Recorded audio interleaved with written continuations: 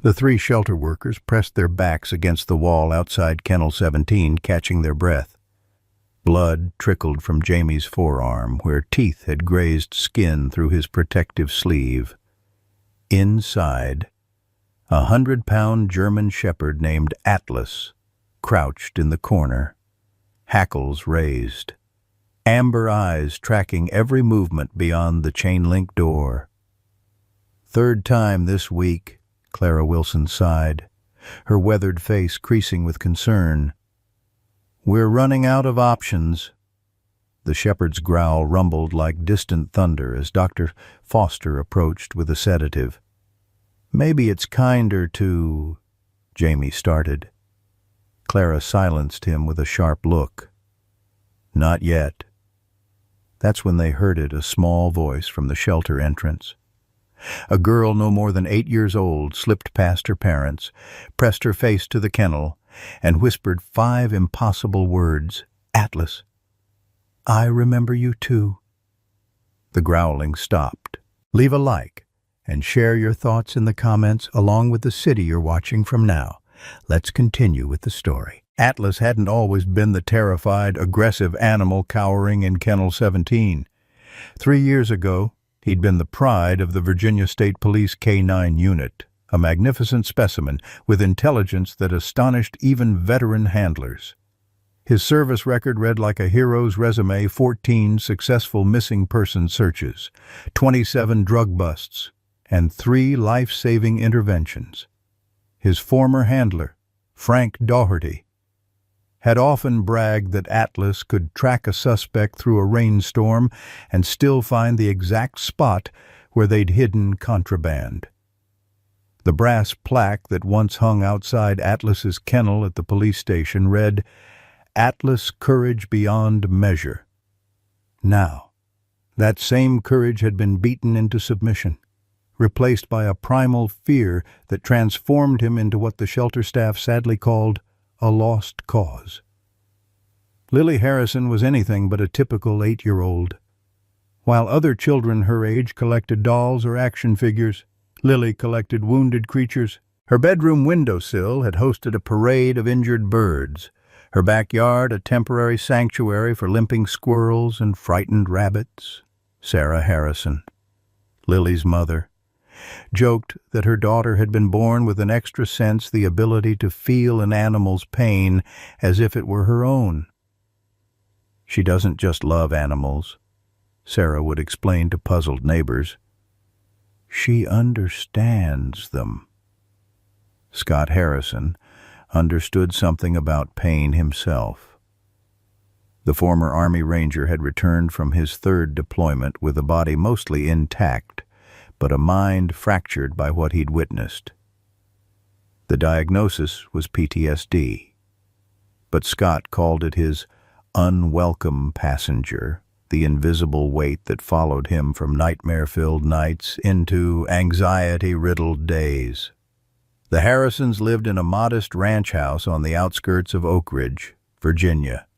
Their home sat at the end of a gravel road, bordered by woods that Scott found soothing on his bad days. "Nature doesn't expect anything from you," he'd told his therapist. "The trees don't care if you can't handle a crowded grocery store." Raymond Mercer lived 3 miles away in a house that looked respectable from the street-white paint. Green shutters, American flag by the door. What neighbors couldn't see was the backyard, where frustration and cruelty found their outlet in the animals unfortunate enough to come into his possession. The memory came to Atlas in fragments, a kaleidoscope of sounds and scents that still haunted his dreams. The night air, crisp with approaching autumn, the metallic click of Frank's service weapon, the crackle of police radios cutting through darkness as they approached the abandoned warehouse where the suspect had barricaded himself. "Atlas, find," Frank had whispered, and Atlas had understood perfectly, as he always did. 6 years of training, of partnership, of trust built moment by moment had forged an unbreakable bond between man and dog. The warehouse smelled of rust and rodents, and something else, the acrid scent of fear that Atlas had been trained to follow. He moved silently, Frank's hand resting lightly on his harness, communicating through subtle pressure rather than words. They were more than handler and canine. They were extensions of each other. What happened next unfolded in seconds that stretched like hours. Atlas caught the scent change gunpowder, sweat, and lunged forward just as the muzzle flash illuminated the darkness. He felt the bullet tear through muscle above his right shoulder even as his jaws clamped down on the gunman's arm. Frank's shout, the thunderous return fire, Atlas's own yelp of pain all blended into a chaotic soundtrack as they tumbled to the concrete floor. When it ended, Atlas lay bleeding beside the subdued suspect, and Frank was clutching his leg where a second bullet had found its mark. Through the haze of pain, Atlas remembered Frank's hand on his head, the familiar voice strained but steady. "Good boy, Atlas, the best damn dog in Virginia." They'd gone to the veterinary hospital together, transported in the same ambulance. That was the last time Atlas had seen Frank. The police department's decision came 3 weeks later. Atlas's shoulder injury had healed poorly, leaving him with a pronounced limp and reduced mobility. Compromised operational capacity, the official report stated. Retirement was mandatory, effective immediately. Frank, still recovering from his own injuries, had fought the decision. "Give him to me," he'd pleaded. "He saved my life. I owe him the rest of his—" But Frank had no legal claim to Atlas. The dog was department property, and department policy was clear. Retired canines with medical issues were too expensive to maintain. Atlas would be sold to recoup training costs. "I'll find a way to get you back," Frank had promised during their final visit. Atlas had memorized his scent that day, hoping against hope that the familiar smell would return. It never did. Instead, Raymond Mercer arrived with cash and credentials, a former officer himself. Mercer knew the right people, said the right things. His background check revealed nothing concerning a few complaints about excessive force during his time on the force, but nothing that had stuck. The paperwork was processed quickly, with Frank still in physical therapy and unable to intervene. Atlas's new life began with confusion. The familiar routines of canine service, the morning workouts, the training sessions, the bond of purpose and trust vanished overnight. In their place came isolation in a backyard barely large enough for a dog half his size, irregular meals that never satisfied his hunger, and worst of all, the rage that seemed to emanate from Mercer like heat from a furnace. The first beating came after Atlas barked at a delivery man. "Police dogs don't make noise unless commanded," Mercer had snarled, the leather belt whistling through air before striking Atlas's flanks. "You're not special anymore. You're just a mutt who couldn't cut it." Weeks bled into months. Atlas learned to fear the sound of Mercer's truck in the driveway, the heavy footsteps on the back porch, the creak of the door that signaled another session of discipline. His world shrank to the confines of a chain that allowed him to reach a water bowl and a patch of dirt where he slept, exposed to rain and summer heat alike. The only respite came unexpectedly, nearly a year into his captivity. Atlas had been dozing in the meager shade of an overgrown bush when an unfamiliar scent caught his attention. A child, female, carrying the sweet smell of peanut butter and something floral. He raised his head to see a small face peering through the gap in the fence where a board had warped. "Hi, doggy," the girl whispered. "Are you hungry?" Atlas hadn't understood the words, but the tone gentle, kind, unthreatening was so foreign to his existence that he'd crept forward despite himself, careful to keep slack in the chain to prevent its telltale rattle. Through the gap came a sandwich, pushed carefully onto his side of the fence. Atlas had hesitated, suspecting a trick, but hunger overrode caution. He gulped down the offering in 2 bites, then backed away, expecting punishment. Instead, the girl smiled. "I'm Lily. I live over there." She pointed vaguely. "My daddy says I'm not supposed to go in strangers' yards, but the fence isn't a yard, right? Day after day." Lily returned, sometimes with food, sometimes with just words, and the miracle of her small hand extended through the gap, a hand that never struck, never threatened. Atlas began to anticipate these visits, his ears tuned to the specific cadence of Lily's footsteps. "You're a good dog," she would tell him, stroking his muzzle when he finally trusted enough to come close. "A brave dog, I can tell." For those brief moments, Atlas remembered what it was to be valued, to exist as something more than a target for Mercer's frustrations. The girl couldn't remove his chains or heal the half-healed welts across his back, but she offered something he'd thought lost forever dignity. Then came the day Mercer discovered them. Atlas had been so focused on Lily's gentle scratching between his ears that he hadn't noticed the approaching footsteps until it was too late. Mercer's shadow fell across them both, his voice tight with controlled fury. "What the hell do you think you're doing on my property? Girl—" Lily had frozen, her hand still extended through the fence. I was just petting him. He looks sad." "That dog is dangerous," Mercer had said, his voice shifting to a tone Atlas recognized the false calm before violence. "Police trained. He could take your hand off." Lily Harrison didn't tell her parents about the man with the angry eyes that day. She simply nodded, apologized as she'd been taught to do when adults corrected her, and walked home with her head down. But the following morning, when she raised her arm to grab her cereal bowl from the cabinet, her sleeve fell back to reveal 5 distinct finger marks, purple against her pale skin.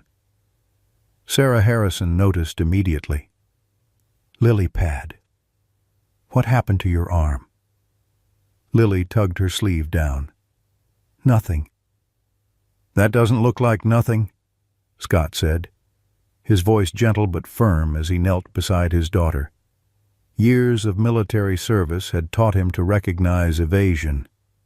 "Remember our family rule about truth. Even when it's hard," Lily recited reluctantly. "Especially when it's hard," Scott corrected. "Now, who hurt you?" The story spilled out in pieces, the sad dog chained in the backyard, the sandwiches shared through the fence, the scary man who had grabbed her arm when she'd tried to leave yesterday. He squeezed really hard and said if I came back, the dog would bite me, because that's what he's trained to do. But Daddy, the dog never tried to bite me. He's just scared and hungry. Scott felt something cold settle in his stomach, the familiar vigilance that had kept him alive in combat zones. "This man, did he tell you his name?" "The mailbox says Mercer." Lily replied, "His house is the green one behind the Thompsons." Scott exchanged a look with Sarah. Their daughter's safety came first. but both recognized the secondary concern an animal being mistreated by someone volatile enough to grab a child. Scott had seen enough cruelty in war to recognize its presence in peacetime. "I need to make a call," he said, reaching for his phone. The Oak Ridge County Animal Control Officer who answered Scott's report sounded weary but attentive. Yes, they would investigate. No, they couldn't guarantee immediate action without evidence of severe neglect or abuse. Yes, they would take his contact information. Scott wasn't satisfied. "The man grabbed my 8-year-old daughter hard enough to leave bruises," he explained. "I'm concerned about both the animal's welfare and what might happen if another child approaches that property." "Sir, I understand your concern," the officer replied. "Let me check something." The sound of typing filtered through the phone. "The address you mentioned.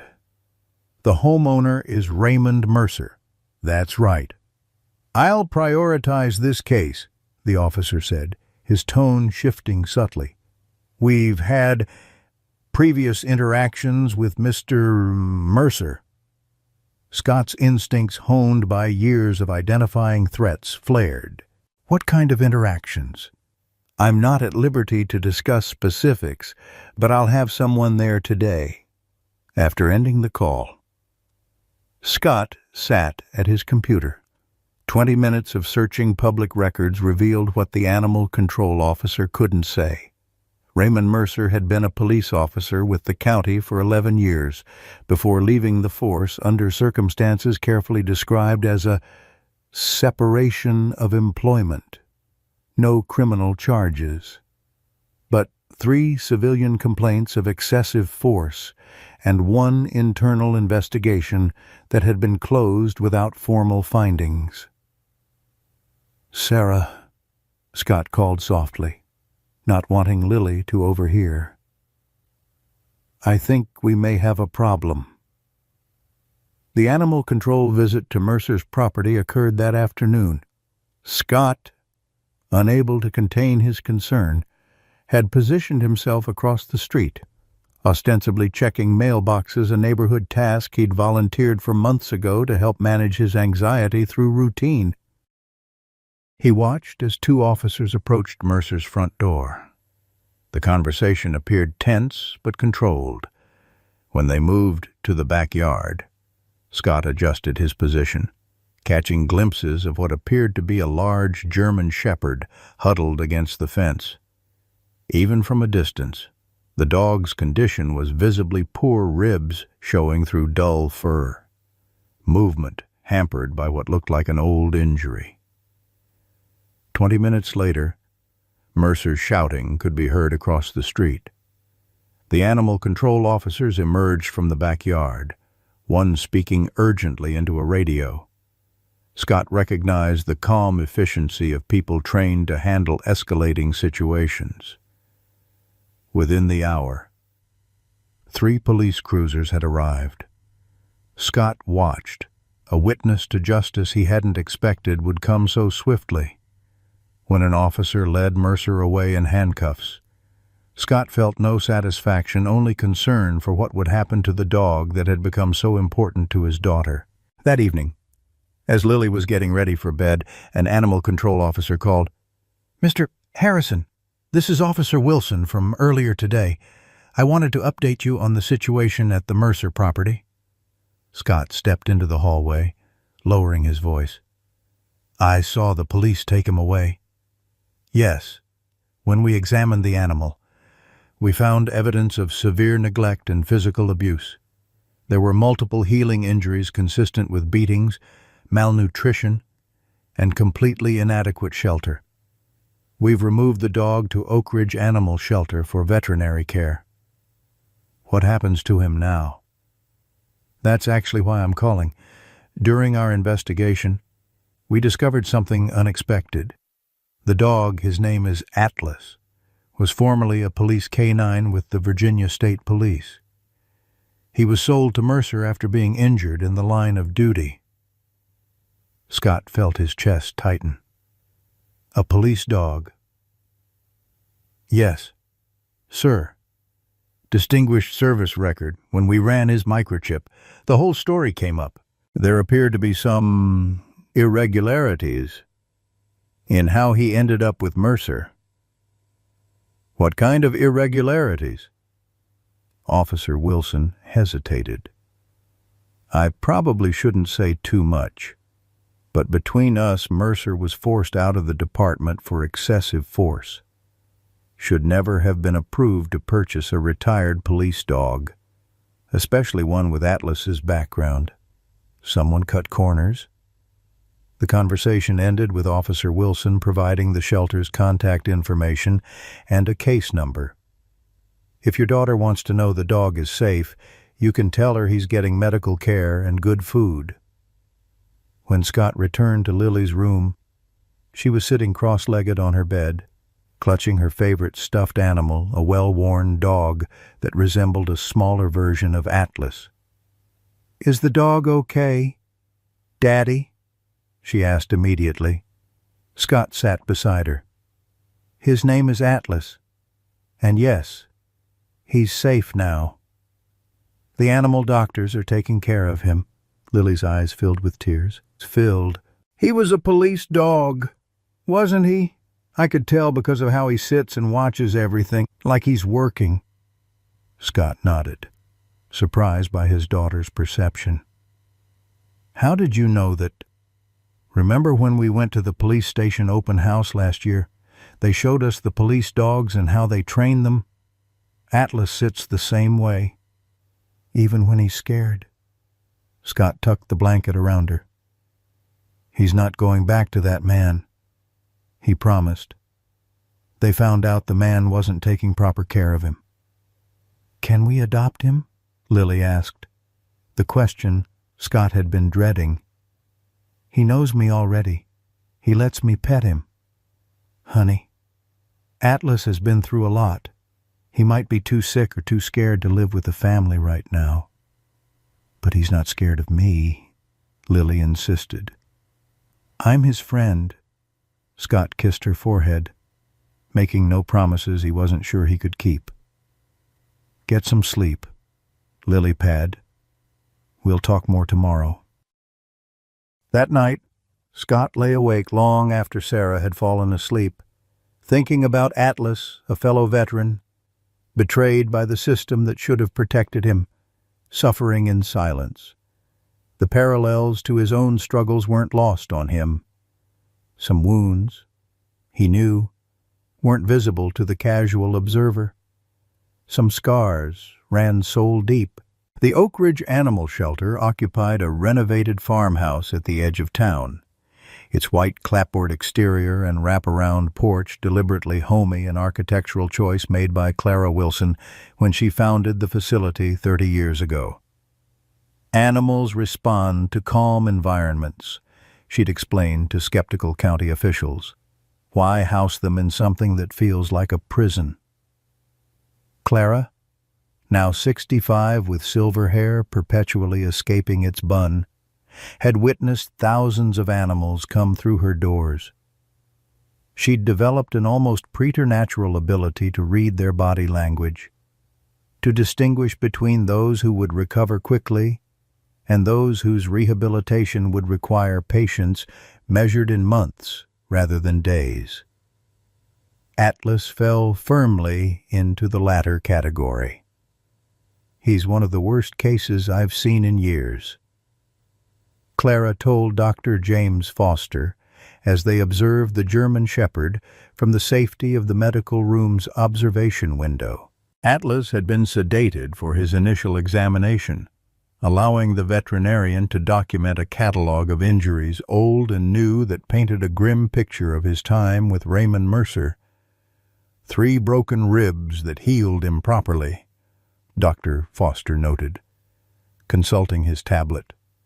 Evidence of multiple contusions in various stages of healing, moderate malnutrition, and, of course, the original shoulder injury from his service days that was never properly rehabilitated. "Can he recover?" Clara asked. "Dr." Foster stroked his beard, a nervous habit from his residency days.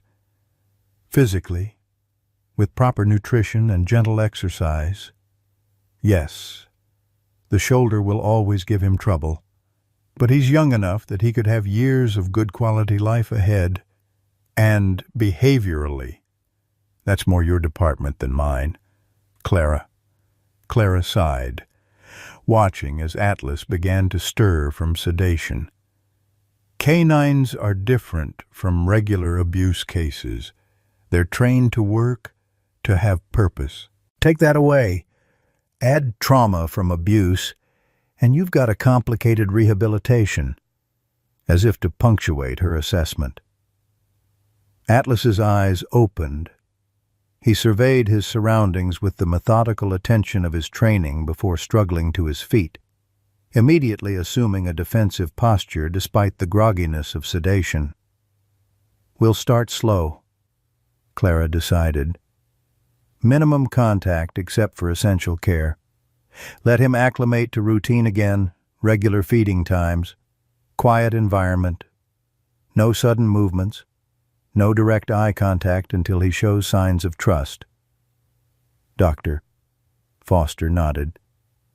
"I'll check on him daily. The good news is his blood work shows no major health concerns beyond what we can see. With the right care, his physical recovery should be straightforward." Neither voiced what both were thinking. Physical recovery was only half the battle.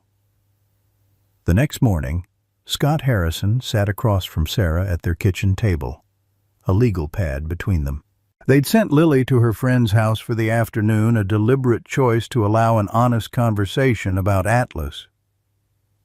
"Pros and cons," Sarah said, tapping her coffee mug. "Let's be methodical about this." Scott nodded, drawing a line down the center of the paper. "Pro, Lily already has a connection with him. Con, he's been severely abused and could be unpredictable," Sarah countered. "I'm a pediatric nurse."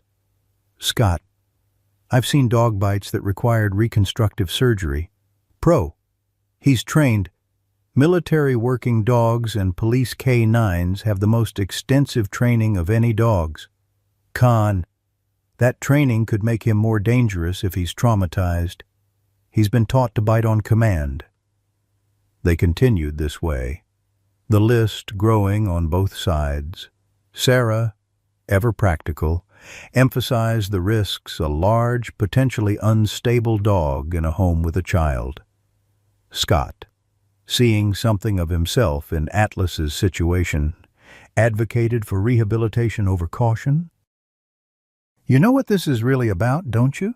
Sarah finally asked. Setting down her pen, Scott looked up. "Lily loves him already." "No, it's about you," Sarah said gently.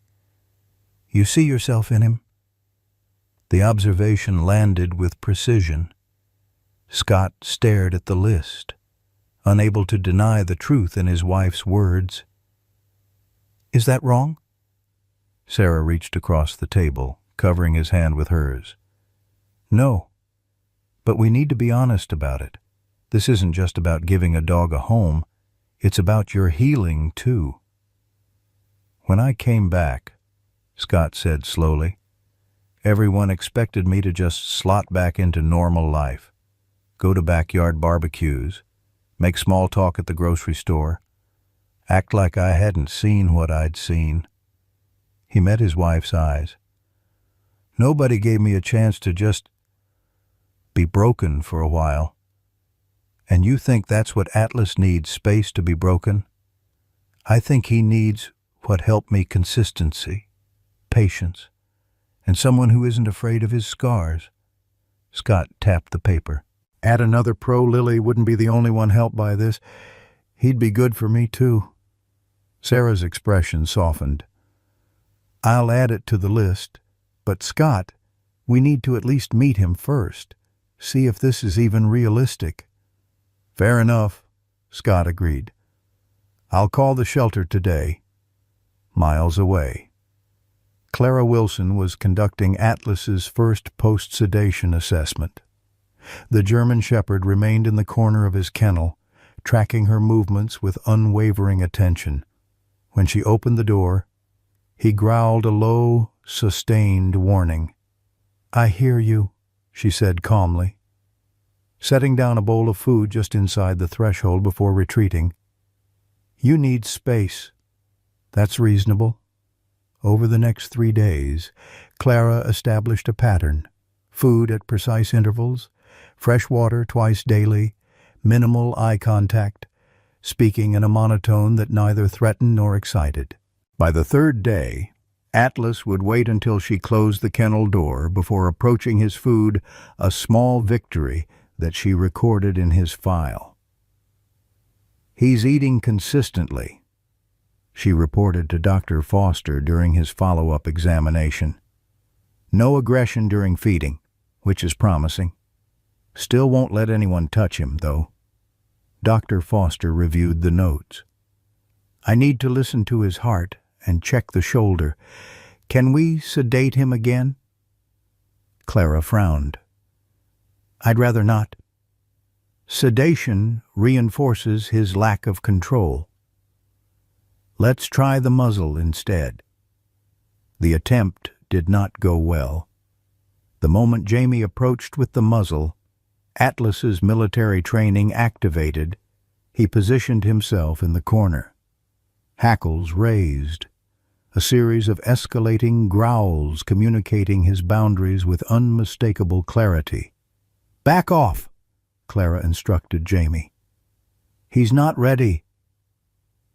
That evening, Clara sat in her office reviewing Atlas's police service records, which Animal Control had forwarded as part of their investigation. Distinguished service, commendations for bravery, multiple successful apprehensions, a notation about his exceptional bond with his handler, Officer Frank Doherty. On impulse, Clara picked up the phone and dialed the Virginia State Police K-9 unit. "This is Sergeant Miller," a crisp voice answered. "Sergeant, my name is Clara Wilson from Oak Ridge Animal Shelter. I'm calling about a former K-9 officer named Atlas who's currently in our care." A pause. "Atlas, Frank Doherty's partner." "That's right. Atlas was recovered from an abuse situation. The owner, Raymond Mercer, has been charged with animal cruelty. I'm trying to understand more about Atlas's background to help with his rehabilitation." Another pause. Longer this time. "Let me transfer you to Captain Reynolds. He'll want to hear about this." 10 minutes later, Clara hung up with more questions than answers. Captain Reynolds had been oddly reticent, offering minimal information about Atlas's service before abruptly claiming he needed to check records and would call back. His discomfort had been palpable, even over the phone. Clara made a note in Atlas's file. Contact Frank Doherty if possible. The next morning brought unexpected visitors to the shelter. Scott Harrison had called ahead, explaining their interest in the German Shepherd case that had made local news. Clara greeted them in the lobby, immediately noticing how the child Lily, they'd said, fidgeted with nervous energy. "Atlas isn't ready for visitors yet," Clara explained gently. "He's still acclimating to the shelter environment." "But he knows me," Lily blurted out. "I used to feed him through Mr. Mercer's fence." Clara's eyebrows rose. "You're the little girl who reported the abuse." Scott nodded. Lily had been visiting Atlas for several weeks before the incident. "We're considering adoption when he's ready. But we wanted to understand his situation better first." Clara studied the family carefully. Sarah Harrison stood slightly behind her husband, her expression a mixture of concern and skepticism. Scott himself carried himself with the distinct bearing of military service, shoulders squared, eyes constantly scanning, feet positioned for stability rather than comfort. But it was Lily who captured Clara's attention, the child's focus entirely on the hallway leading to the kennels, as if she could sense Atlas's presence through walls and doors. "Come to my office," Clara decided. "We should talk before you see him." Once seated, Clara didn't sugarcoat the situation. "Atlas has severe trust issues. He was a police K-9 who served with distinction before being injured. Instead of being properly retired, he was sold to Mercer, who systematically abused him. We don't know if he can ever fully trust humans again." "But he trusted me," Lily insisted. "He let me pet him." "That's actually quite significant," Clara acknowledged. K-9s are trained to bond deeply with their handlers and remain aloof with others. If he allowed you to touch him, that suggests his fundamental capacity for trust remains intact. Scott leaned forward. "What are his chances of rehabilitation?" "Honestly, it depends on the environment. Here at the shelter, we're limited. We can provide safety, medical care, and basic training. But Atlas needs more than that." Clara hesitated. "He needs purpose. All working dogs do. Without it, they often develop destructive behaviors." "What kind of purpose?" Sarah asked. "It could be as simple as having a job in the family, carrying a backpack on walks, learning to retrieve specific items, having a patrol route around the yard, something that engages his training and intelligence." Scott nodded, understanding immediately. "Structure, routine, clear expectations?" "Exactly," Clara said, noting how quickly he grasped the concept. "But first, he needs to trust again. That's the hardest part." Sarah looked unconvinced. "Is he dangerous?" "All traumatized animals have the potential to be dangerous if triggered," Clara replied honestly. "Atlas weighs nearly 100 pounds and has professional bite training. However, his police background also means he has extraordinary discipline and control when properly handled." "I'd like to see him," Lily announced with the directness of childhood. Clara exchanged a glance with the parents. Scott nodded slightly. Sarah looked apprehensive but didn't object. "We can observe him through the window." Clara compromised. "But you can't enter his kennel. Understood?" Lily nodded solemnly. "I promise." The walk to Kennel 17 felt longer than usual to Clara.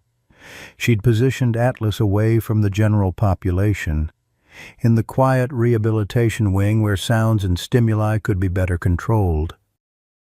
As they approached, she gestured for the family to stop several feet from the observation window. "Move slowly," she cautioned. "No sudden movements or loud noises." Atlas was where he usually stationed himself, the far corner with walls on two sides, providing maximum tactical advantage. His ears perked forward at their approach, body tensing visibly.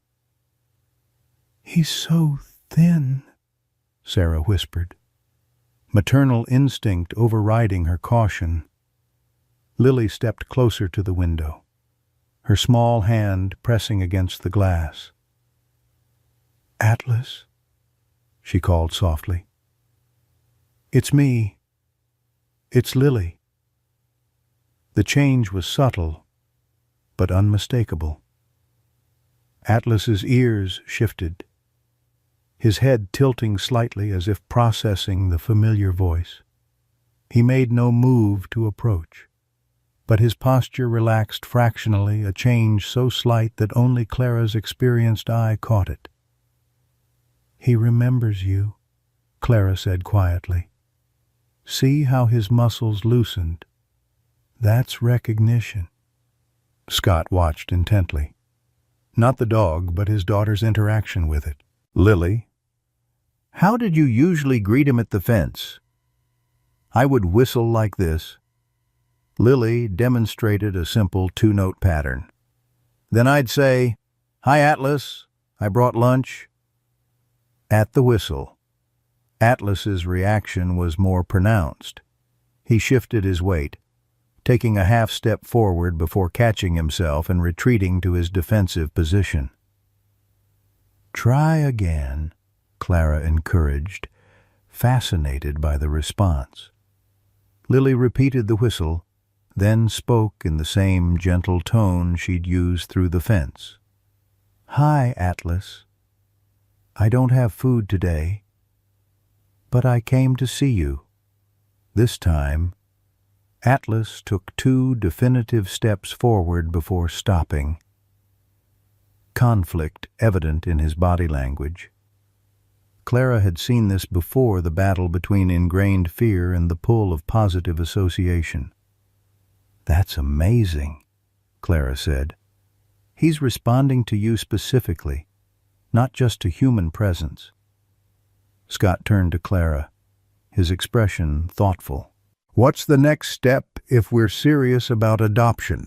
"Multiple supervised visits," Clara replied, "gradually increasing contact while monitoring his responses. We'd need to work with a specialized trainer who understands canine backgrounds, and your whole family would need training on his commands and triggers." "Would he ever be safe?" Sarah asked, the question hanging heavy between them. Clara considered her answer carefully. No dog is ever 100% predictable, especially one with trauma. But with proper rehabilitation, consistent handling, and appropriate boundaries, yes. I believe Atlas could become safe for your family. The question is whether your family is right for Atlas. "What do you mean?" Scott asked. "Canines need structure, routine, and clear leadership. They're working dogs with high intelligence and energy. Atlas will need daily physical and mental exercise, consistent rules, and someone who understands that his training can't be turned off. It's part of who he is." Scott nodded, his military background giving him intuitive understanding of what Clara was describing. "Like a soldier. You can leave the service, but the training stays with you." "Exactly," Clara confirmed. "And there's one more concern." She hesitated. "Atlas is on our difficult-to-adopt list. Our funding only allows us to keep such cases for 60 days before we have to make hard decisions." "You mean put him down," Scott stated flatly. "It's the last resort, but yes, we're a small shelter with limited resources. Atlas has already been here for 12 days. So we have 48 days, Sarah calculated, speaking for the first time since seeing Atlas. Clara nodded. "If you're serious about adoption, we need to start the process soon. But I want to be clear, this won't be easy. Atlas may never be the carefree pet that most families want." "We don't need him to be carefree," Lily said with unexpected wisdom. "We just need him to feel safe." Well, the conversation continued in Clara's office, where she outlined a rehabilitation plan, 3 visits per week, gradually increasing in duration and proximity, training sessions for the family to learn Atlas's police commands and proper handling techniques, consultation with a veterinary behaviorist to address specific trauma responses. "It's a significant commitment," Clara concluded, "of time, energy, and potentially money." Scott and Sarah exchanged a look, one of those married conversations conducted entirely without words. Finally, Sarah nodded almost imperceptibly. "We'd like to try," Scott said. Starting with the supervised visits. As the Harrisons prepared to leave, Clara pulled Scott aside. "There's something else you should know," she said quietly, ensuring Lily couldn't overhear. "I've been trying to contact Atlas's former handler, Frank Doherty. The police department has been oddly uncooperative." Scott's expression sharpened. "That tracks with what Animal Control told me about irregularities in Atlas's sale to Mercer. My instinct says there's more to this story," Clara confided. "If you have any contacts in law enforcement or the military who might help locate Doherty, it could be valuable for Atlas's rehabilitation." "I might know some people," Scott acknowledged. "I'll see what I can find out." As they walked to their car, Lily skipped ahead, visibly lighter after seeing Atlas alive and safe. Sarah slipped her hand into Scott's, squeezing gently. "You're sure about this?" she asked. Scott watched his daughter, then glanced back at the shelter. "No," he admitted, "but I'm sure it matters." That night, Scott called an old Army buddy who had transitioned to federal law enforcement. The conversation was brief but productive. By morning, Scott had a name, a phone number, and the unsettling knowledge that Frank Doherty had been fighting his own battles since leaving the K-9 unit battles that might explain why Atlas had ended up in Raymond Mercer's brutal care. Meanwhile, Clara faced a different challenge. The shelter's monthly board meeting included a review of difficult cases, and Atlas's file was at the top of the agenda. "The medical costs alone are straining our budget," the treasurer argued. "The specialized training, the staff time for one-on-one supervision, it's not sustainable. Clara, we have a potential adoption in process," Clara countered. "A family with a unique connection to Atlas. The child has already established trust." "A child?" Another board member looked alarmed. "With a traumatized police dog, that's a liability nightmare waiting to happen." Clara stood her ground. "The father is a veteran who understands service-related trauma. They're committed to proper training and rehabilitation." The debate continued for nearly an hour before reaching a compromise. Atlas would remain eligible for adoption for 30 days rather than the standard 60, with weekly reviews of his progress. If no significant improvement occurred, or if the Harrison adoption fell through, they would revisit more difficult options. Clara didn't share this accelerated timeline with the Harrisons at their next visit. Instead, she focused on the positive signs. Atlas had begun taking food from Jamie's hand, had allowed Dr. Foster to listen to his heart while muzzled, had slept through the night without the stress panting that had characterized his first week, small victories that felt monumental in the context of what he'd endured. The Harrison family's fifth visit to Atlas marked a turning point. For 3 weeks, they had followed Clara's protocols with military precision, Scott's contribution and maternal patience, Sarah's strength. Lily had been the constant, her gentle presence a bridge between Atlas's traumatic past and uncertain future. Today, Clara had permitted them to enter the exercise yard while Atlas was given his supervised outdoor time. Previously, their interactions had been limited to observations through windows and speaking to him from safely separated spaces. "Remember," Clara instructed as she unlocked the gate. "Sit on the bench. No sudden movements. Let Atlas choose whether to approach." Scott nodded, guiding Lily to the weathered wooden bench. Sarah followed, her medical bag, a non-negotiable condition of her participation, clutched in her hand. Inside were basic first aid supplies and, though no one mentioned it aloud, a sedative that Dr. Foster had provided just in case. Atlas entered from the opposite gate, led by Jamie on a long training lead. The German shepherd's physical improvement was remarkable. His coat now gleamed with health. Muscle had begun to replace the skeletal gauntness, and his movements, while still favoring his injured shoulder, showed increasing strength. "Good boy, Atlas," Jamie said, unclipping the lead once the gate was secured. "Free time." The command one of many police K-9 directives they'd learned released Atlas from formal working mode. Typically, he would use this time to patrol the perimeter of the yard, his training compelling him to secure his territory before relaxing. Today, he froze mid-step, nostrils flaring as he caught the Harrison's scent. Lily, though instructed to remain seated, couldn't contain herself.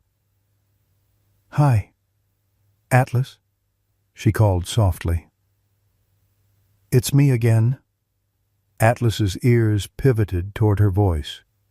His amber eyes locked on Lily, then methodically assessed Scott and Sarah before returning to the child. Something in his posture shifted, a subtle change that Clara, watching from just outside the fence, recognized as recognition. "He remembers her," she murmured to Jamie. "Sure does," Jamie agreed. "That's the least defensive I've seen him with visitors." Atlas resumed his perimeter check, but his path altered a wider arc that kept the Harrisons in view while maintaining distance. 3 circuits of the yard, each spiral bringing him incrementally closer to the bench. Classic K-9 assessment behavior, checking for threats before engaging.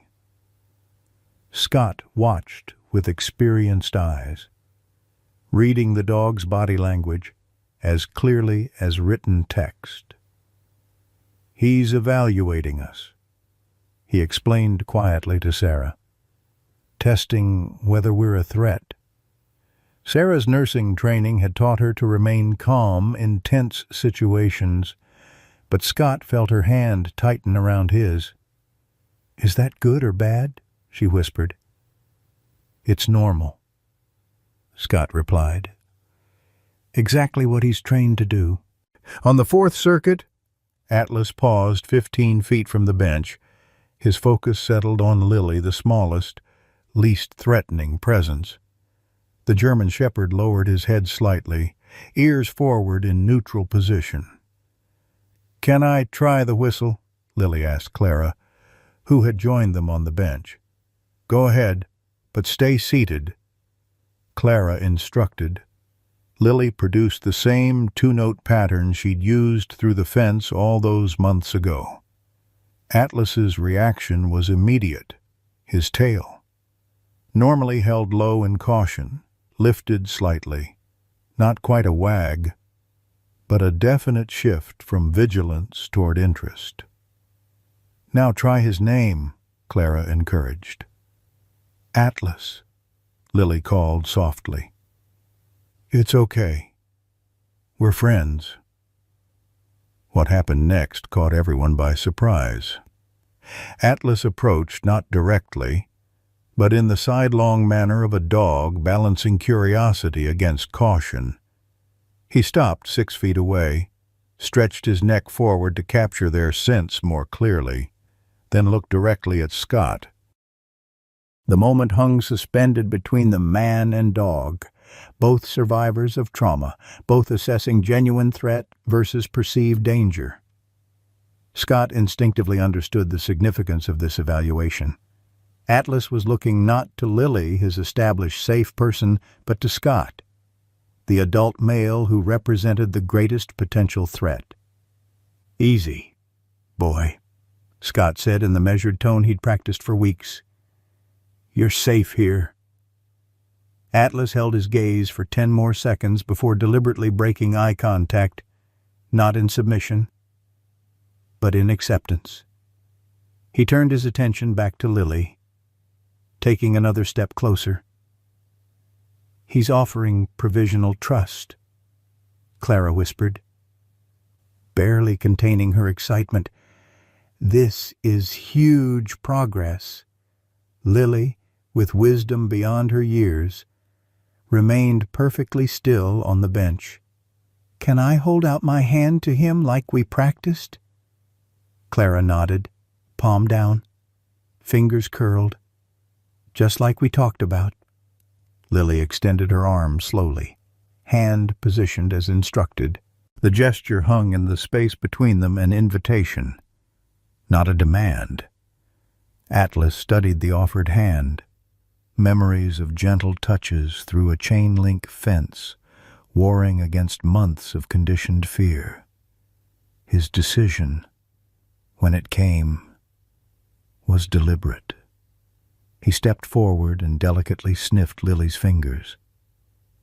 "Hi," Lily whispered, tears welling in her eyes. "I missed you." The German shepherd's posture softened further. His muzzle brushed against Lily's hand, not quite a nuzzle, but an acknowledgement of her presence, her scent, her history of kindness. Scott felt his throat tighten. Next to him, Sarah's clinical reserve cracked as she wiped away an unexpected tear. "I told you he remembers me," Lily said, her voice quavering with emotion. "You were right," Clara agreed, her own voice thick. "In 28 years of rehabilitation work, I've rarely seen a connection this strong survive such trauma." Atlas backed away after the brief contact, returning to a comfortable distance. But something had fundamentally changed in his demeanor, a fractional lowering of his guard, a tentative acceptance of these humans as non-threatening. "What now?" Scott asked as Atlas resumed his patrolling, though with noticeably less tension. "Now we build on this," Clara replied. "Consistent visits, gradually increasing contact. Atlas needs to form positive associations with your entire family, not just Lily." Sarah, who had maintained the most skepticism about the adoption, leaned forward. "How long before we know if he can really adjust to home life?" "There's no fixed timeline," Clara admitted. "Some dogs make dramatic improvements in weeks. Others take months or even years to fully trust again. But this," she gestured toward Atlas, who had settled into a sphinx position 20 feet away, still observing them. "This is remarkable progress." As they prepared to leave, Scott lingered behind while Sarah helped Lily gather her things. "There's something I need to tell you," he said quietly to Clara. "I found Frank Doherty." Clara's eyes widened. "Atlas's handler, where?" "Physical Rehabilitation Center in Richmond. He's been there since the shooting, the same incident where Atlas was injured. Spinal cord damage. He's only recently regained enough mobility to live independently." "That explains why he never came looking for Atlas," Clara mused. "Did you speak with him?" Scott nodded. "Yesterday. He was emotional when I told him about Atlas's situation. He had no idea Atlas had been sold to Mercer. The department told him Atlas had been placed with a specialist K-9 retirement program." "Deliberate misinformation," Clara concluded grimly. "Appears so. Doherty has been fighting to get information for months, but between his medical struggles and department stonewalling, he hit dead ends everywhere.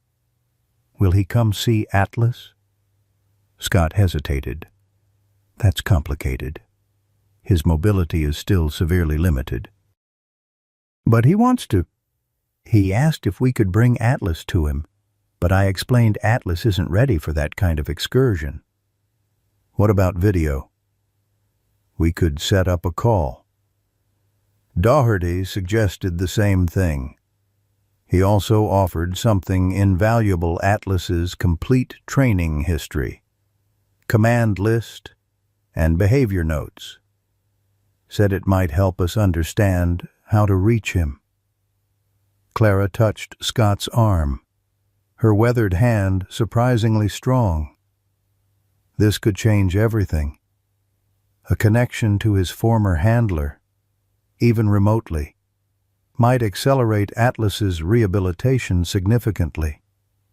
There's more, Scott added. Doherty believes there was corruption involved in Atlas's sale. He thinks Mercer had connections in the department, someone who owed him favors or was paid off to bypass the proper retirement protocols for K-9 officers. That would explain why the department has been so unhelpful, Clara said. Have you told anyone else about this? Just Sarah. I'm not sure how far to push it.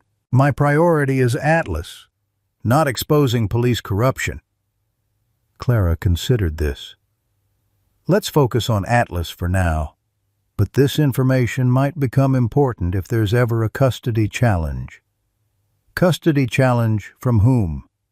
It's rare, but sometimes departments try to reclaim K-9 officers if there's publicity involved, with Mercer's case making local news and potential corruption allegations.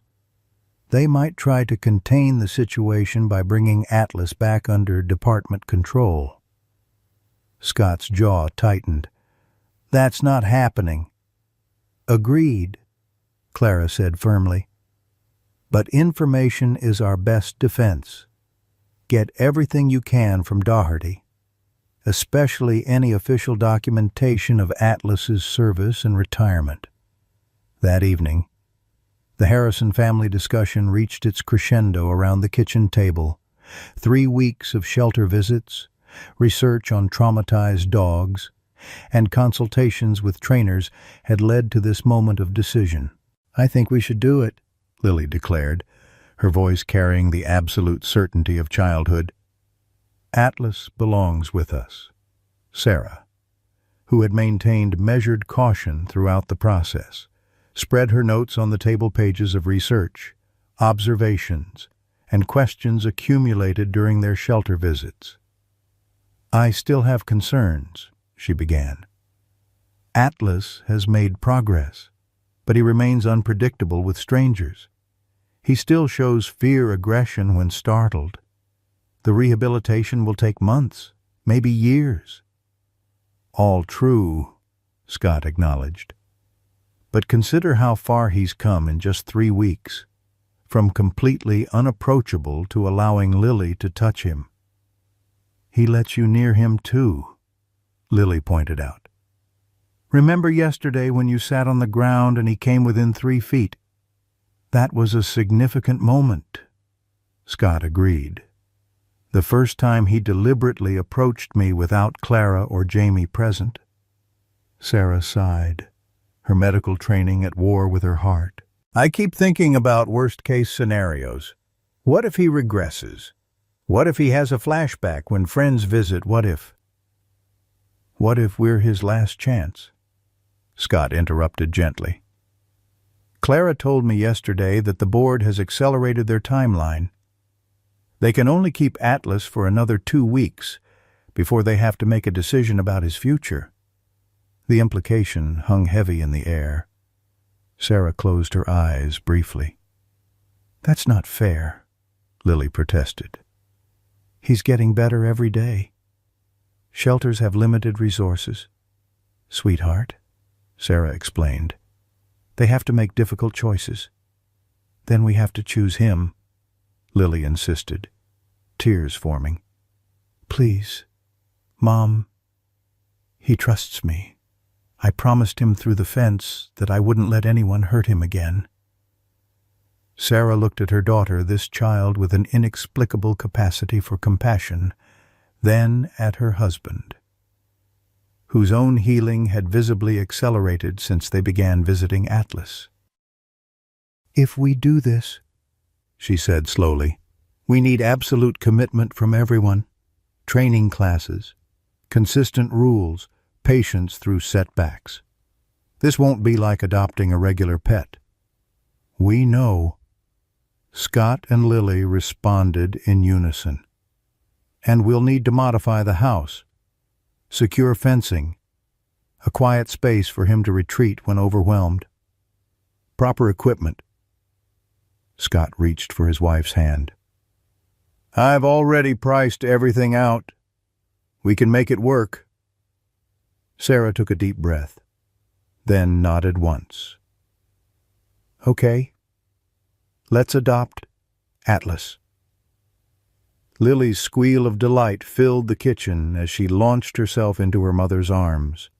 "Thank you. Thank you. Thank you." Scott embraced them both, relief evident in his face.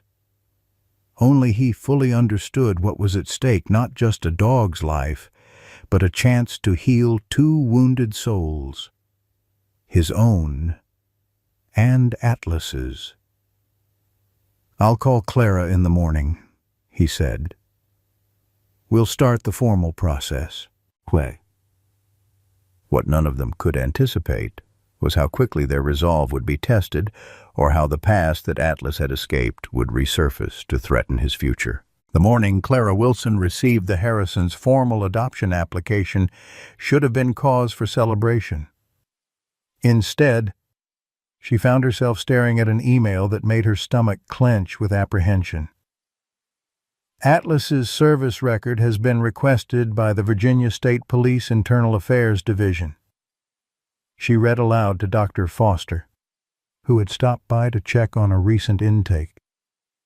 "They're citing departmental property recovery protocols." "Property?" Dr. Foster's bushy eyebrows rose.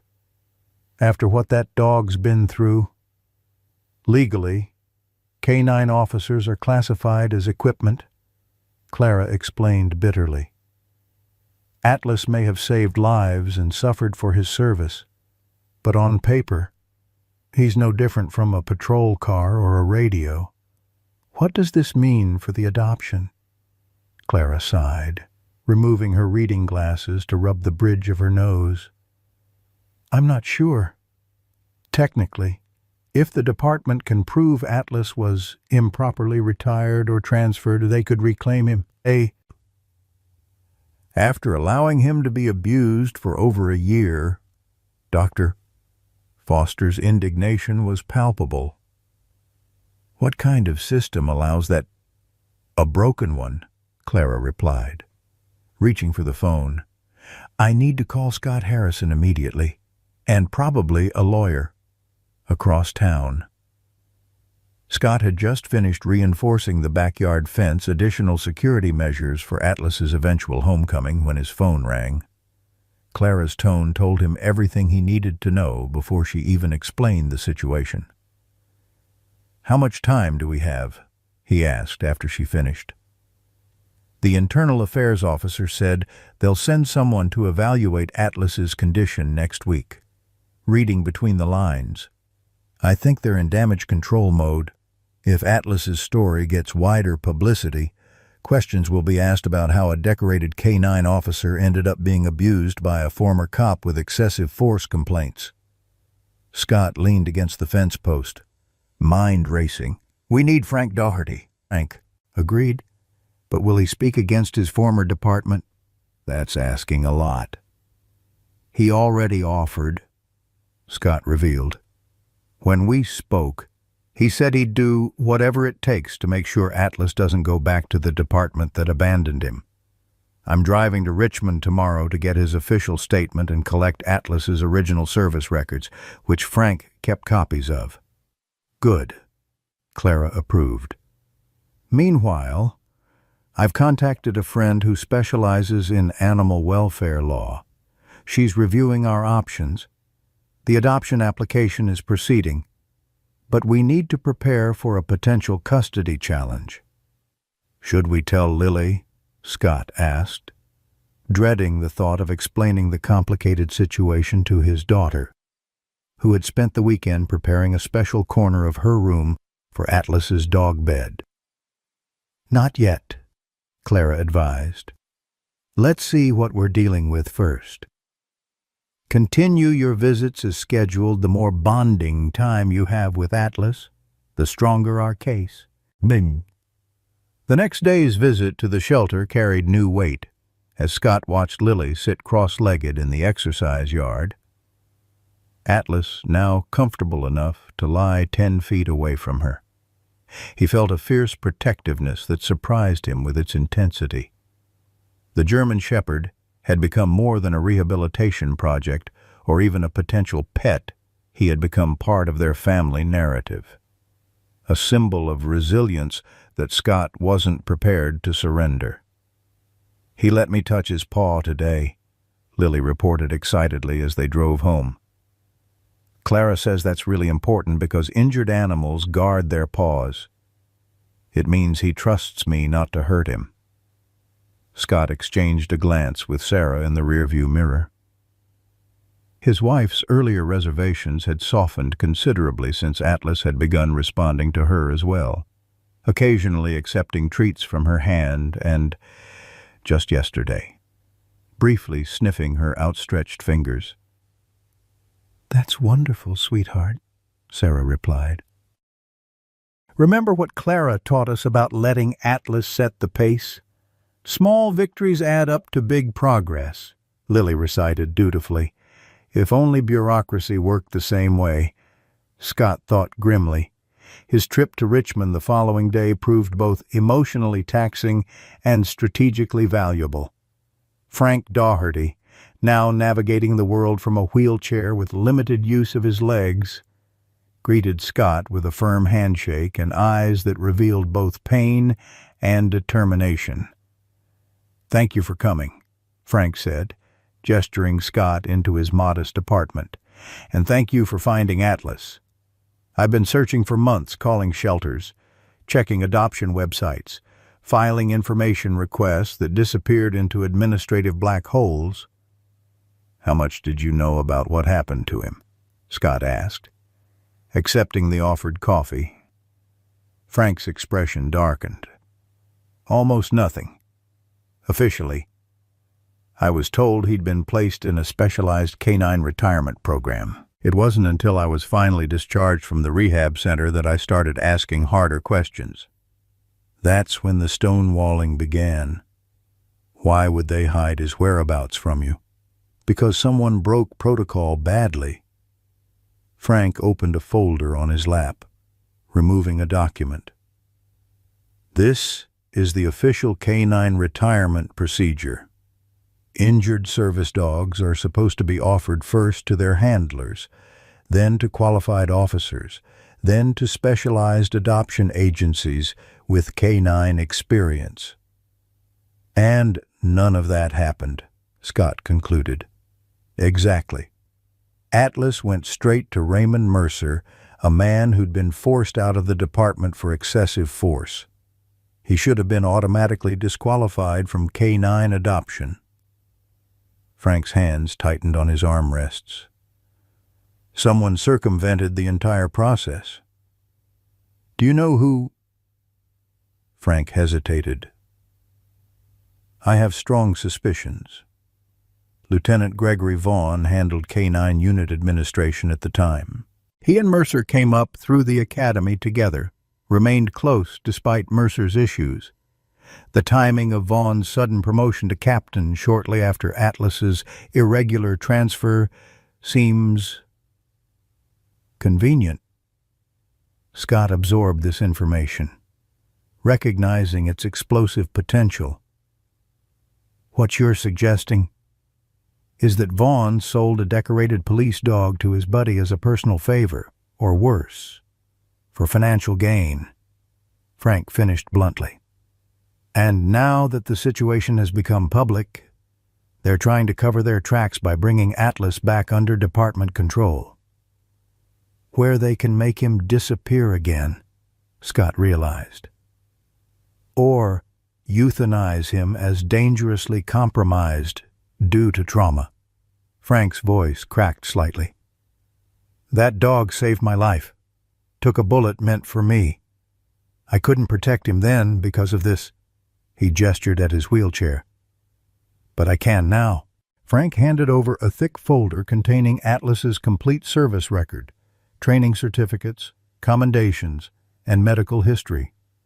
Most crucially, it included Frank's original request to adopt Atlas upon his retirement, a request that had allegedly never been received by the department. I've had these notarized, Frank explained, and I've prepared a formal statement detailing the irregularities in Atlas's retirement process. I'm ready to testify if necessary. This might cost you, Scott warned, going against your former department. I've already lost what mattered most to me, Frank interrupted. My mobility, my career, and my partner. But if I can help save Atlas from going back to the people who betrayed him, worth it. As Scott prepared to leave, Frank handed him one more item, a weathered leather collar with a tarnished nameplate. This was his service collar. Department property. Technically, but I kept it when they took him. Thought I'd return it someday. And his eyes met Scott's. Give it to him when he's ready. He earned it. The drive back to Oak Ridge gave Scott time to process the implications of Frank's revelations. By the time he reached Clara's office that evening, his resolve had hardened into certainty. We're not giving him up, he told Clara after sharing Frank's documents and statement. Not to a department that abandoned him, not to a system that failed him. Clara reviewed the materials, her expression growing increasingly grim. This is damning, she agreed, but it also confirms my suspicions they're going to fight hard to get Atlas back and contain this story. So, what do? We have 3 advantages. Clara counted on her fingers. First, we have documented evidence of departmental misconduct. Second, we have extensive records of Atlas's abuse and rehabilitation. Third, and perhaps most importantly, we have a clear bond forming between Atlas and your family, particularly Lily. Will that be enough? In a just world, absolutely. In reality, Clara sighed. We need to prepare for a difficult battle. That battle arrived sooner than expected. The following morning, as the Harrisons pulled into the shelter parking lot for their scheduled visit, they found an unfamiliar police cruiser already there. Through the lobby windows, Scott could see Clara engaged in what appeared to be a tense conversation with a uniformed officer. "Wait here," he instructed Sarah and Lily, his military instincts kicking in. Inside, he found Clara facing off with a stern-faced woman whose captain's bars gleamed on her collar. Behind her stood a younger officer holding a leash and transport kennel. "Absolutely not taking him today," Clara was saying firmly. "This shelter operates under county jurisdiction, and Atlas is currently part of an active adoption process. The dog remains Virginia State Police property," the captain replied coolly. "These papers authorize immediate transfer back to department custody." Scott stepped forward. "Captain, I'm Scott Harrison. My family is adopting Atlas, and we have evidence that his transfer to Raymond Mercer violated multiple departmental protocols." The captain turned, assessing Scott with practiced neutrality. "Mr. Harrison, this is an internal police matter. Your adoption application cannot proceed because the animal in question was never legally available for adoption." "The animal in question," Scott countered. is a traumatized victim of documented abuse by a former officer who acquired him through improper channels. We have sworn statements from Frank Doherty confirming departmental misconduct in Atlas's retirement process. A flicker of unease crossed the captain's face at the mention of Frank's name. Officer Doherty is no longer with the department and has no standing in this matter. Perhaps not departmentally, came a new voice from the doorway, but certainly in court. All heads turned to see a sharp-featured woman in her 50s carrying a leather briefcase. Nancy Winters, animal welfare attorney, she introduced herself, handing business cards to both Clara and the captain. I've filed an emergency injunction preventing Atlas's removal from this shelter pending a full hearing on his status and welfare. The county courthouse stood as a monument to small-town bureaucracy, red brick exterior, white columns, and an interior that smelled perpetually of furniture polish and dusty law books. Scott had only been inside once before. For jury duty, he'd ultimately been excused from due to his military service. Today, he sat on an uncomfortable wooden bench outside Courtroom B, where Atlas's fate would be decided in less than 30 minutes. "You okay?" Sarah asked, her hand finding his. "Not really," Scott admitted. He glanced down the hallway where Lily sat with Clara, reviewing the careful instructions they'd prepared her for. At 8 years old, Lily would be the youngest person to testify today, a decision that hadn't come easily to her parents. "She'll do fine," Sarah reassured him, following his gaze. "Nancy says her testimony could be the most compelling part of our case." Scott nodded, though anxiety continued to knot his stomach.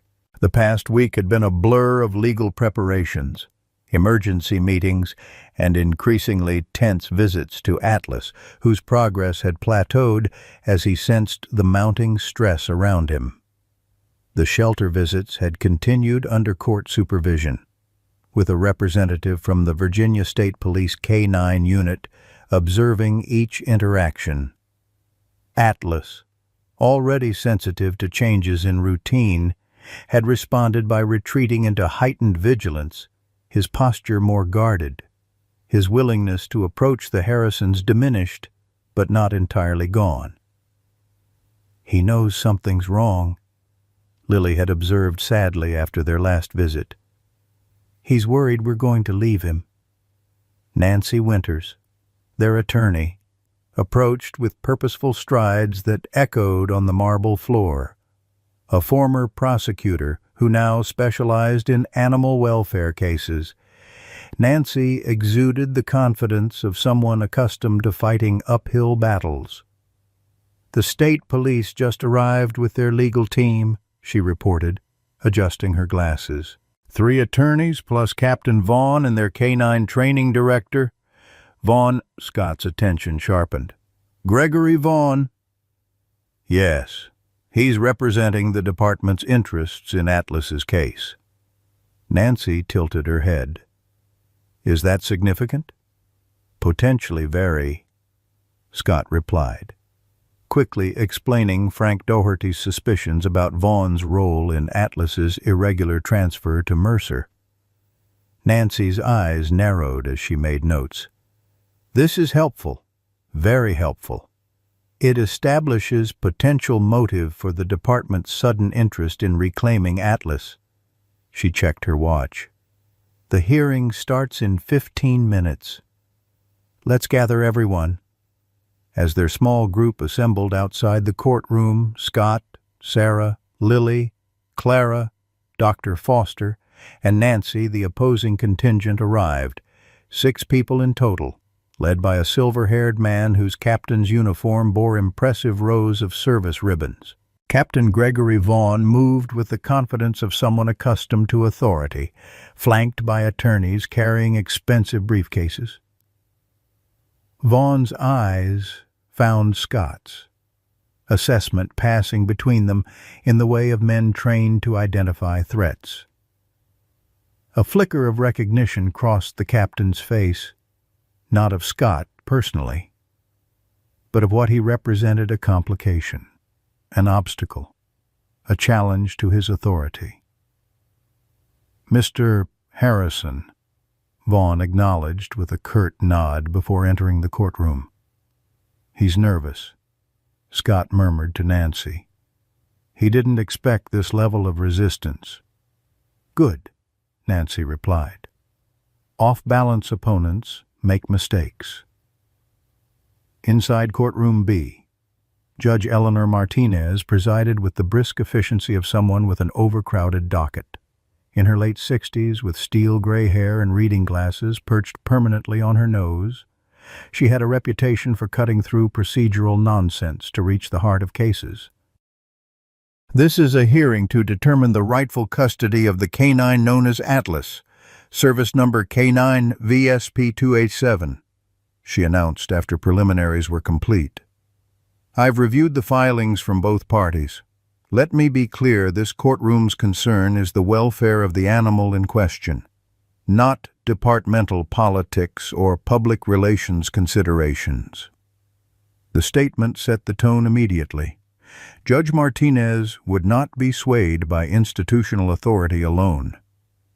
The police department presented their case first.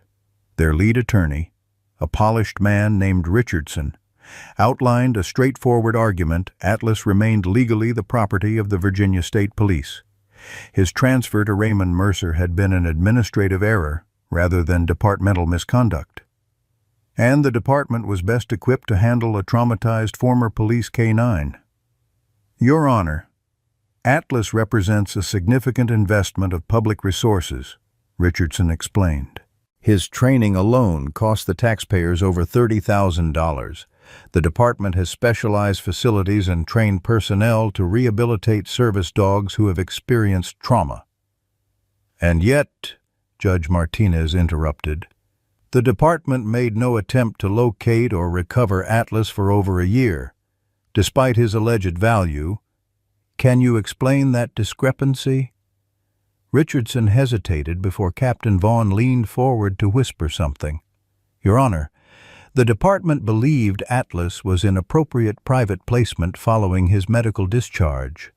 Only when his situation became public through the Mercer case did we discover the irregularities in his retirement process." Judge Martinez made a note, her expression inscrutable. "Continue." Captain Vaughn himself took the stand next, describing Atlas's distinguished service record and the department's commitment to the welfare of its K9 officers. His testimony painted a picture of bureaucratic oversight rather than deliberate misconduct: paperwork misrouted, procedures misunderstood, a regrettable series of errors that the department now sought to rectify.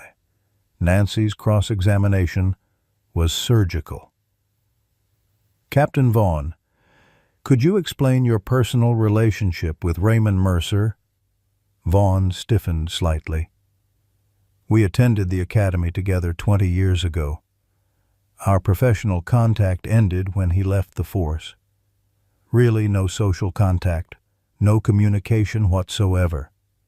Perhaps occasional social interactions at department functions when he was still serving." Nancy approached with a document. "Your Honor, this is a phone record showing 17 calls between Captain Vaughn's personal cell phone and Raymond Mercer's home number in the 2 weeks surrounding Atlas's transfer." The courtroom stirred. Judge Martinez accepted the document, reviewing it before fixing Vaughn with a penetrating stare. "Care to revise your statement, Captain?" What followed was a master class in controlled retreat. Vaughn admitted to consulting with Mercer about potentially adopting a retired K9, acknowledged expediting the paperwork to help an old colleague, but steadfastly denied any knowledge of Mercer's subsequent mistreatment of Atlas.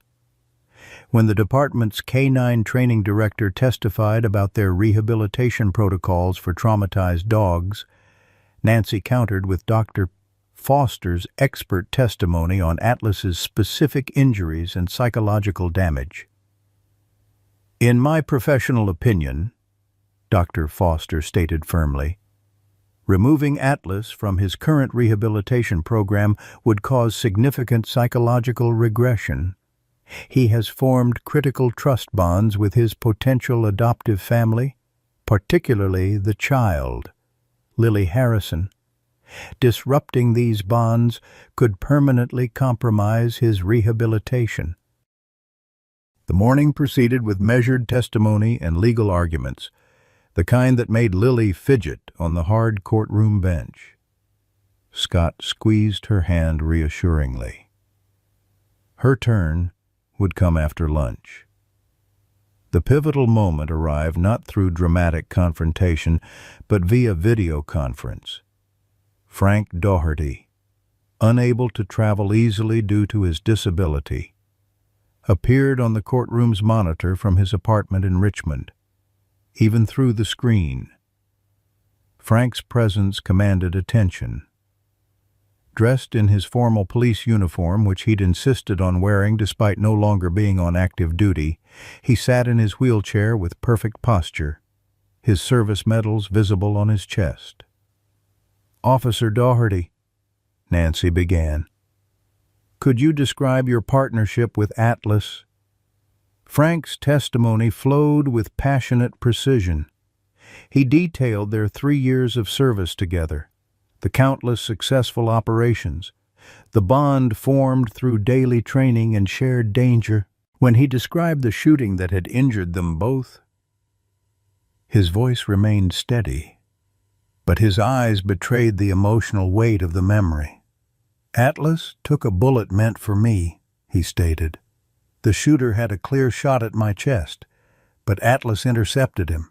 Despite being injured himself, he held the suspect until backup arrived, even with a bullet in his shoulder." "And what happened after you were both hospitalized?" "I was transferred to a specialized spinal rehabilitation center. I was told Atlas would be offered to me for adoption once I was stable. Instead, when I was finally able to inquire about him months later, I discovered he had already been transferred to private ownership. My requests for information were repeatedly denied or delayed." The most damaging testimony came when Frank produced documentation of his formal request to adopt Atlas, date stamped, and signed along with the department's subsequent denial claiming he had never submitted such a request. "Officer Daugherty," Nancy asked, "in your professional opinion, what would be the best outcome for Atlas now?" Frank didn't hesitate. "Atlas deserves a loving home with people who see him as family, not as property. From what I've heard about the Harrison family, especially young Lily's connection with him, I believe they represent his best chance at healing." His gaze shifted directly to the camera, seemingly looking straight at Captain Vaughn. "The department failed Atlas once. They shouldn't be given the opportunity to fail him again." The lunch recess arrived after Frank's testimony. As people filed out, Scott noticed Captain Vaughn in intense discussion with his legal team, their expressions suggesting mounting concern. "We're making headway," Nancy murmured, as they gathered in a small conference room with sandwiches that no one seemed particularly interested in eating. "Vaughn's credibility has been severely damaged, and Frank's testimony was extremely compelling." "What happens after lunch?" Sarah asked, helping Lily with her sandwich. "The department has one more witness, their veterinary expert. Then we present our final witnesses, Clara, Scott, and Lily." Nancy turned to the child. "Remember what we practiced. Lily, just tell the truth about your experiences with Atlas."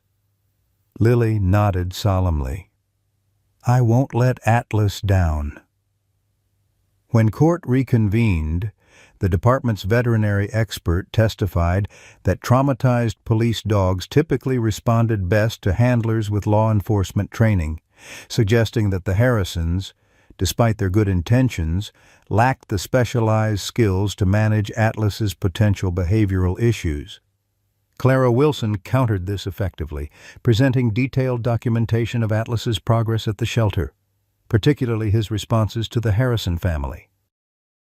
Her 30 years of experience rehabilitating traumatized animals lent significant weight to her assessment that Atlas had formed a unique bond with Lily that would be psychologically devastating to break. Scott's testimony focused on his understanding of trauma from his military experience, drawing careful parallels between PTSD in soldiers and the behavioral changes observed in Atlas. "Atlas and I speak the same language," he explained. "We both understand what it means to be trained for service, to be injured in the line of duty, and to struggle with reintegration afterward. I recognize his hypervigilance, his startle responses, his need for predictability and security." When questioned about his ability to handle a potentially dangerous animal, Scott described the extensive training he'd undertaken canine-specific first aid courses, trauma response workshops, private consultations with behaviorists. His military background provided credibility to his testimony that few civilians could match. Finally, it was Lily's turn. The courtroom atmosphere softened perceptibly as the 8-year-old took the witness chair, her feet barely touching the floor. Judge Martinez removed her glasses and smiled gently. "Hello, Lily. Do you understand why you're here today?" "Yes, ma'am," Lily replied clearly. "I'm here to help Atlas find his forever home. And you understand the importance of telling the complete truth?" "Yes, ma'am. My dad says the truth is like a light. It helps everyone see things clearly, even when it's hard." Judge Martinez's smile widened briefly. "That's very wise. Please tell us about your relationship with Atlas." In simple, unvarnished language, Lily described her first encounters with Atlas through Mercer's fence, how thin and sad he had looked, how she'd shared her sandwiches, how he'd gradually begun to trust her enough to accept gentle touches. "He was so scared," she recalled. "But he was brave, too, even when he was hurt and hungry. He never tried to bite me. He just wanted someone to be kind to him." "And what happened when you saw him again at the shelter?" Nancy prompted. "He remembered me," Lily said with absolute certainty. "He was scared of everyone else. But when I called his name and did our special whistle, he knew it was me. It took time, but now he lets me pet him, and sometimes he wags his tail a little bit when he sees us coming." "What would you do if Atlas came to live with your family?" Judge Martinez asked. Lily's face brightened. "I'd help him feel safe. I'd show him his special bed and his toys. I'd teach him that thunder isn't scary and that not all men are mean. My dad says Atlas needs to relearn that the world can be good, and I want to help him remember." The simplicity and earnestness of her answers seemed to affect everyone in the courtroom. Even the police department's attorneys appeared moved by her obvious concern for the traumatized German Shepherd. As Lily stepped down from the witness stand, returning to sit between her parents, Judge Martinez announced she would deliberate before rendering her decision. The court would reconvene in 1 hour. That hour stretched interminably for the Harrison family. They waited in the courthouse hallway, Lily drawing pictures of Atlas with crayons Clara had thoughtfully provided, Scott and Sarah exchanging worried glances over their daughter's head. When they were called back into the courtroom, Scott noticed something had changed. Captain Vaughn was absent, and the department's legal team had been reduced to a single attorney. Nancy, returning from a whispered conversation near the judge's chambers, looked cautiously optimistic. "I think we may have a development," she murmured to Scott. Judge Martinez surveyed the courtroom. her gaze lingering briefly on Lily before addressing the assembly. "Before I deliver my ruling, I understand there has been a development in this case. Counselor Richardson, you have something to share with the court." The police department's remaining attorney rose, straightening his tie with a gesture that betrayed his discomfort. "Yes, Your Honor. After consultation with department leadership, the Virginia State Police has decided to withdraw their claim on K-9 Officer Atlas, service number VSP-287. A collective intake of breath swept through the room. Scott felt Sarah's hand tighten around his as Lily looked up in confusion. "Does that mean we win?" she whispered. "The department acknowledges." Richardson continued that procedural irregularities occurred during Atlas's retirement process. In light of Officer Doherty's testimony and the documented rehabilitation progress at Oak Ridge Animal Shelter, we believe the best interest of the K-9 officer would be served by allowing the adoption to proceed. Judge Martinez's expression remained carefully neutral. "I see. And Captain Vaughn's absence?" Richardson hesitated. "Captain Vaughn has recused himself from this matter and has been placed on administrative leave pending an internal investigation into the handling of K-9 retirement protocols." "Very well." The judge nodded. "Given the department's withdrawal, I will still enter a formal ruling to provide legal clarity on this matter." She adjusted her glasses, reviewing her notes before continuing. "Based on the evidence presented, this court finds that the German shepherd known as Atlas was improperly transferred from state custody through procedural violations that invalidate Raymond Mercer's claim of ownership. Furthermore, the subsequent documented abuse constitutes clear grounds for termination of any such ownership rights." She looked directly at the Harrisons. "The court recognizes the exemplary care provided by Oak Ridge Animal Shelter and the significant rehabilitation progress Atlas has made under their supervision. Most compellingly, the court acknowledges the unique bond that has formed between Atlas and the Harrison family, particularly minor child Lily Harrison." Judge Martinez's voice softened slightly. "It is therefore the ruling of this court that custody of Atlas be granted to Scott and Sarah Harrison, contingent upon completion of the standard adoption procedures through Oak Ridge Animal Shelter. The court further orders that Frank Doherty, as Atlas's former handler, be granted visitation rights if he so desires, to be arranged at the mutual convenience of all parties." She struck her gavel once. "So ordered." Lily's squeal of delight broke the formal atmosphere of the courtroom. Sarah quickly hushed her, though her own eyes shimmered with tears. Scott sat momentarily stunned, the tension of the past weeks dissolving into relief so profound it left him light-headed. "We did it," Nancy said, squeezing his shoulder. "Congratulations." Outside the courthouse, beneath a perfect blue October sky, Clara Wilson embraced each of the Harrisons in turn. "I knew you were the right family for him," she said, her weathered face creased with joy. "Now the real work begins." "When can we bring him home?" Lily asked, practically bouncing with excitement. "We'll need a few more days to finalize the paperwork and prepare him for the transition," Clara explained. "Let's aim for Saturday. That will give you time to get your house completely ready."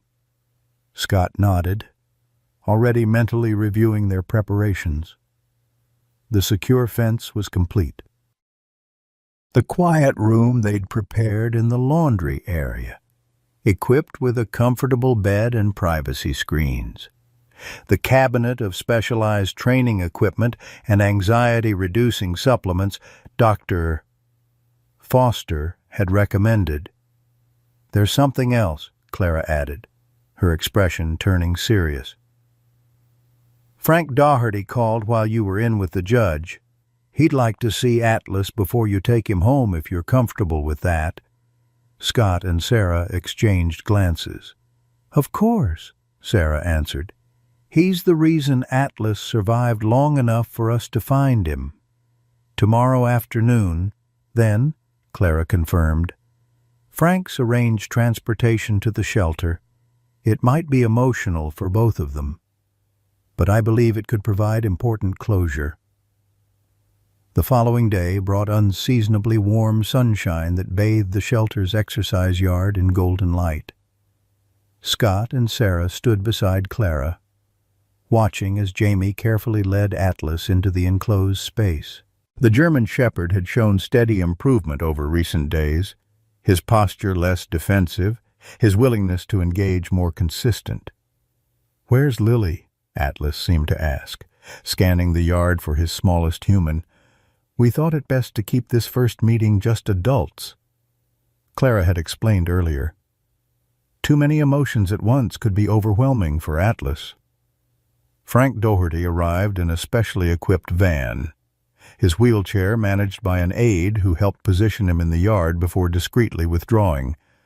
Frank had requested this moment be as private as possible, no uniforms, no ceremony, just a man reuniting with his former partner. Atlas didn't notice Frank immediately. His attention focused on Scott and Sarah. Then the breeze shifted, carrying a scent that had once meant safety, purpose, and partnership. The German Shepherd froze, his entire body tensing as he turned toward Frank's wheelchair. Recognition was instantaneous and profound. Atlas's ears pricked forward, his tail lifted slightly, and a small whine escaped his throat, a sound none of them had heard before. "Hey, buddy," Frank called softly, his voice thick with emotion. "It's been a while." What happened next moved even Clara to tears.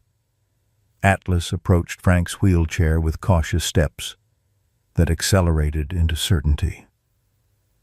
Without hesitation, he placed his head on Frank's lap, allowing his former handler to stroke the fur between his ears, a level of trust he had shown no other adult.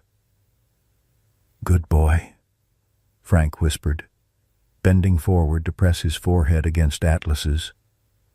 "The best damn dog in Virginia." They remained that way for several minutes. Handler and canine soldiers reunited after separate battles. When Atlas finally stepped back, something had visibly shifted in his demeanor, as if a burden had been lifted. A chapter closed. Frank looked up at Scott, tears tracking unashamedly down his weathered face. "He remembers everything," he said, "the good and the bad. But he's choosing to remember the good." He extended his hand to Scott. "Take care of my partner." Scott clasped Frank's hand firmly. "We will, and you'll always be welcome in our home." Saturday morning dawned clear and cool, perfect weather for new beginnings. The Harrison home had undergone its final preparations, pathways cleared of potential triggers, safe spaces established, training protocols rehearsed. Lily had barely slept, too excited by the knowledge that Atlas would finally be coming home. Clara arrived with Atlas in the shelter's van. The German Shepherd secured in a travel harness rather than a crate, a sign of his progress. Scott and Sarah waited on the front porch, deliberately keeping Lily inside until Atlas had acclimated to his new surroundings. "Remember," Clara instructed as she prepared to lead Atlas from the van, "keep everything calm and predictable. No sudden movements or loud noises. Let him explore at his own pace." Scott nodded, acutely aware of the responsibility they were assuming. Atlas wasn't just a pet. He was a survivor entrusting them with his recovery, his security, his future. Clara led Atlas up the driveway on a loose lead. The German shepherd moved with the alert caution that had become his trademark, assessing the new environment with military precision. His gaze swept the yard, the house, finally settling on Scott and Sarah. "Welcome home, Atlas," Scott said quietly. Atlas's ears flickered at the familiar voice. He climbed the porch steps with deliberate care, pausing to sniff each new surface. When he reached Scott, he allowed a brief touch to his head, a moment of connection that spoke volumes about the trust they had built. Sarah opened the front door, revealing Lily waiting inside, her face alight with barely contained excitement. The moment Atlas saw her, his entire demeanor softened. His tail, usually held low and cautious, lifted into a gentle wag. "Atlas," Lily whispered, kneeling down to his level. "I remember you." With those words, the same ones she had spoken through a fence so many months ago, Atlas moved forward and gently pressed his muzzle against her outstretched hand. His eyes, once clouded with fear and mistrust, now held something new: recognition, trust, and the first fragile beginnings of peace. He was home. If this story of Atlas and Lily touches your heart, it's because it speaks to truths we've all come to understand through our years of living. We know that loyalty, once betrayed, doesn't easily return. We've learned that systems designed to protect sometimes fail those who serve them most faithfully. We've felt how wounds, both visible and hidden, can reshape a soul. But more importantly, we've discovered that healing often comes from unexpected places. Atlas found his salvation not through official channels or institutional care, but through the persistent kindness of a child who saw past his scars to the heart beneath. In our own lives, haven't we witnessed how the simplest connections can restore what sophisticated interventions cannot? How patience outlasts power, and how gentleness succeeds where force fails.